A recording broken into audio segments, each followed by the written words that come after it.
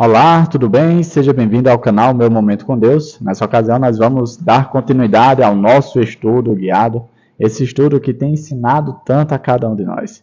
Nós estamos no dia 24 de junho, nós estamos finalizando o trimestre, onde estamos, durante todo esse tempo, falando sobre o tema geral do grande conflito.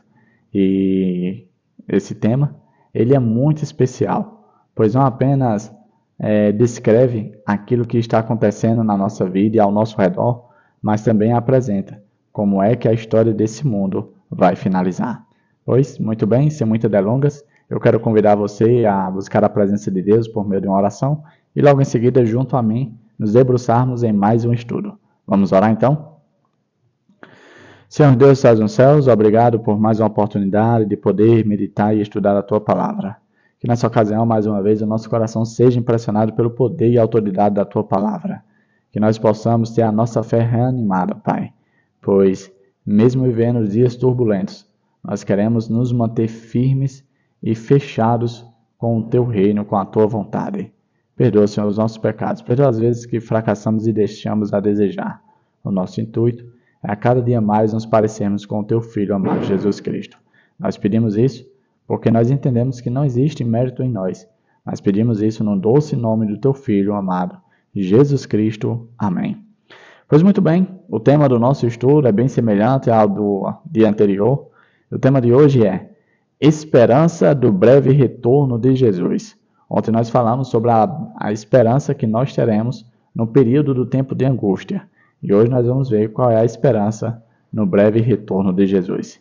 Foi apresentado aqui dois textos, um em João e outro em Tito, e do Evangelho de João, capítulo 14, verso 1 ao 3, é um texto bastante conhecido, diz assim, Não se perturbe o coração de vocês, creiam em Deus, creiam também em mim. Na casa de meu pai há muitos aposentos. Se não fosse assim, eu lhes teria dito, vou preparar-lhes lugar, e se eu for e lhes preparar lugar, voltarei e os levarei para mim, para que vocês estejam onde eu estiver. Jesus pronunciou essas palavras a seus discípulos que estavam ali tristes, estavam ali cabisbaixo, porque Jesus tinha pré-anunciado a sua morte e logo em seguida a sua ascensão aos céus. E os discípulos pensaram, vamos ficar aqui sozinhos. Jesus diz, olha, não se preocupem, eu vou voltar, eu venho buscar vocês, eu vou apenas preparar o lugar de vocês. É por um curto tempo que a gente vai ficar separado. Mas não se preocupem, porque eu vou voltar para buscar vocês. E essa mensagem é bastante profunda, porque assim, Davi, o que garante que Jesus vai voltar pela segunda vez? Bom, se ele veio a primeira vez, ele voltará a segunda vez. Pois se ele não viesse a segunda vez, por que vinha a primeira vez? Porque dá esperança. Bom, primeiro, Jesus não é homem para mentir, e todas as suas promessas ele cumpre. O segundo texto, que é o texto de Tito, capítulo 2, verso 11 a 14, diz assim, Porque a graça de Deus se manifestou salvadora a todos os homens. Ela nos ensina a renunciar à impiedade e às paixões mundanas, e a viver de maneira sensata, justa e piedosa nesta era presente. Enquanto aguardamos a bendita esperança, que é a volta do Senhor, a gloriosa manifestação do nosso grande Deus e Salvador, Jesus Cristo, ele se entregou por nós a fim de nos remir de toda a maldade e purificar para si mesmo um povo particularmente seu, dedicado à prática de boas obras. Em outras palavras, o motivo pelo qual Jesus ainda não voltou é que ele está preparando o seu povo, ele está santificando, ele está purificando o seu povo, para que, enquanto esse povo está sendo preparado, ele também prepara o nosso lugar lá. Quando essa preparação acabar, obviamente, ele vai voltar para buscar o seu povo. Com base nesse texto, eu separei aqui dois pontos. E o primeiro ponto diz assim, Jesus disse que o coração de vocês não fique angustiado. Em outras palavras, não precisa se preocupar. Vocês não vão ficar órfãos, vocês não vão ficar só, vocês não serão abandonados. Eu vou voltar para buscar vocês. Essas palavras garantem que ele nunca nos deixará e voltará para nos levar para casa. Olha um outro ponto interessante que foi trazido aqui no nosso estudo. Uma vez a cada 25 versos, O Novo Testamento fala da volta do Senhor. Ou seja, a cada 25 versos no Novo Testamento é mencionada ali a promessa da volta do Senhor. Será que existe algum motivo para eu e você não termos esperança na volta dele? Claro que não. Pois a palavra de Deus repete com frequência que ele vai voltar, que ele vem nos buscar, que ele vai acabar com esse mundo mal para restaurar e recriar um mundo perfeito para estarmos eternamente com ele.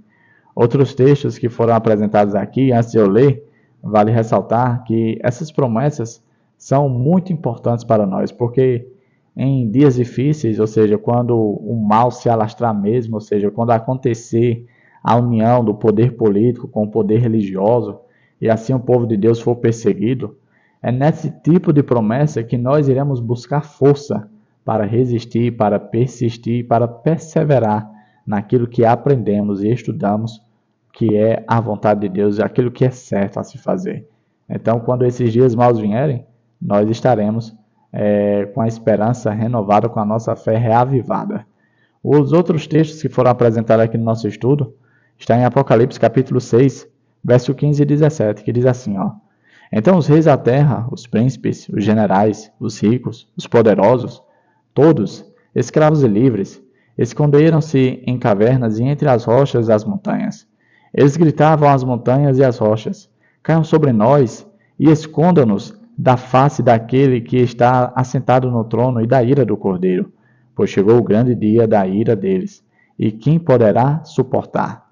Veja como o Apocalipse descreve a situação das pessoas que se posicionaram contrário a Deus.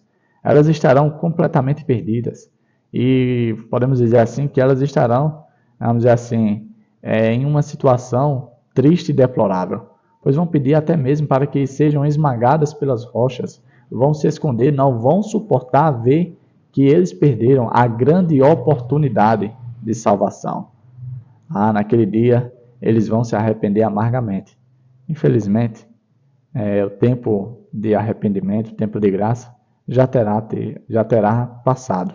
E por isso eu e você precisamos nos atentar hoje. Será que estamos nos posicionando ao lado do Senhor? Será que as nossas atitudes, o nosso comportamento, o nosso palavreado, as nossas amizades, ou seja, tudo o que está na nossa vida e ao nosso redor, será que condiz com aquilo que agrada a Deus? Se não, temos que ter cuidado, porque essa triste realidade poderá ser a nossa se nós não vigiarmos, não tivermos o devido cuidado. Olha o que é descrito, que aqui já vai ser a posição dos salvos, dos redimidos. Olha o que é descrito no livro de Isaías, capítulo 25, verso 8 ao 9. Diz assim, ó: Destruirá a morte para sempre. O soberano, o Senhor, enxugará as lágrimas de todo o rosto e retirará de toda a terra a zombaria do seu povo. Foi o Senhor quem o disse. Naquele dia dirão: Este é o nosso Deus. Nós confiamos nele e ele nos salvou. Este é o Senhor. Nós confiamos nele. Exultemos e alegremos-nos, pois ele nos salvou. Aquele dia, o motivo pelo qual a gente é zombado, é motivo de escárnio, cairá por terra. Porque naquele grande dia, nós iremos ver e será contrastado aquilo que tanto anunciamos e pregamos. Será como a situação de Noé. Noé passou 120 anos pregando sobre a vinda do dilúvio. O povo zombava, o povo tirava chacota com a cara de Noé, até que um dia o dilúvio veio. Naquele dia, aquelas pessoas que zombaram, que não deram credibilidade, que não aceitaram a mensagem de advertência, vão chorar amargamente, enquanto nós, pela graça de Deus, iremos exultar, iremos cantar, iremos glorificar. As nossas lágrimas serão enxugadas para nunca mais caírem. Esse dia será maravilhoso, apenas para aqueles que estão escritos no livro da vida, aqueles que são vistos como justos e filhos de Deus. Eu separei aqui mais um ponto com base nesse texto, e o ponto diz assim, ó: Os ímpios percebem as horríveis consequências do pecado, enquanto os justos aceitam as maravilhosas provisões da graça. A rebelião contra Deus leva ao medo, à culpa, à condenação e finalmente à perdição eterna. Nossa resposta à sua graça salvadora leva ao perdão, à paz e à alegria eterna em seu glorioso retorno. Assim eu te pergunto, de que lado você quer estar? Que resultado final você espera na sua vida? Você espera a perdição? Você espera o medo, a culpa, a angústia, a situação triste e ruim? Ou você espera a alegria? Você espera o perdão, a paz? Você espera a presença do Senhor para todo sempre? Escolha hoje que lado você quer estar, para poder você já saber quais são os resultados que estão prometidos e esperando a cada um de nós. Outros textos foram apresentados, bastante textos estamos vendo, né? Mas o assunto ele é bem amplo na palavra de Deus e a gente não pode deixar de meditar nesses textos. O próximo texto está no livro de Apocalipse, capítulo 15, verso 3 a 4, diz assim, ó: O cântico de Moisés, servo de Deus, e o cântico do Cordeiro, grandes e maravilhosas são as tuas obras, Senhor Deus Todo-Poderoso. Justos e verdadeiros são os teus caminhos, ó Rei das Nações. Quem não te temerá, ó Senhor? Quem não glorificará o teu nome? Pois tu somente és santo. Todas as nações virão à tua presença e te adorarão, pois os teus atos de justiça se tornaram manifestos. Em Apocalipse 19, verso 7 diz: Regozijemo-nos, vamos alegrar-nos, vamos alegrar-nos, se dar-lhe glória, pois chegou a hora do casamento do Cordeiro, e a sua noiva já se aprontou. Em outras palavras, todas as coisas desse mundo têm uma data e uma hora marcada para chegar ao fim. O que cabe a cada um de nós é ter o devido preparo. O ponto que eu destaquei com base nesse texto foi o seguinte: a cruz de Cristo será a ciência e o cântico dos remidos por toda a eternidade. No Cristo glorificado, eles contemplarão o Cristo crucificado. O fato de o Criador de todos os mundos, o árbitro de todos os destinos, ter deixado sua glória e se humilhado por amor ao ser humano, despertará eternamente a admiração e a adoração do universo. Essa será a nossa condição nos últimos momentos da história desse mundo e nós viveremos eternamente nessa situação. E por último, os textos que são apresentados e servem como linha temporal para a gente ter como base o que é que vai acontecer nos últimos momentos dessa história, e será também os textos que eu vou ler para encerrar o nosso estudo. E começa lá de Apocalipse 12, verso 17, diz assim, ó: O dragão irou-se contra a mulher, e saiu para guerrear contra o restante da sua descendência, os que obedecem aos mandamentos de Deus e se mantêm fiéis ao testemunho de Jesus. Isso está muito breve em acontecer, eu creio pela fé. O próximo evento seguinte está em Apocalipse 17, verso 13. Diz assim: Eles têm um único propósito, e darão seu poder e sua autoridade à besta. Apocalipse 17, 14 fala: Guerrearão contra o Cordeiro, mas o Cordeiro os vencerá. Pois o Senhor dos senhores e o Rei dos reis, e vencerão com ele os seus chamados, escolhidos e fiéis. Apocalipse 19, 11 a 16. Vi os céus abertos e diante de mim um cavalo branco, cujo cavaleiro se chama Fiel e Verdadeiro. Ele julga e guerreia com justiça. Seus olhos são como chamas de fogo, e em sua cabeça há muitas coroas, e um nome que só ele conhece e ninguém mais. Está vestido com um manto tingido de sangue, e o seu nome é Palavra de Deus. Os exércitos dos céus os seguiam, vestidos de linho fino, branco e puro, e montados em cavalos brancos. De sua boca saiu uma espada afiada, com a qual ferirá as nações. Ele os governará com cetro de ferro. Ele pisa o lagar do vinho do furor da ira do Deus Todo-Poderoso.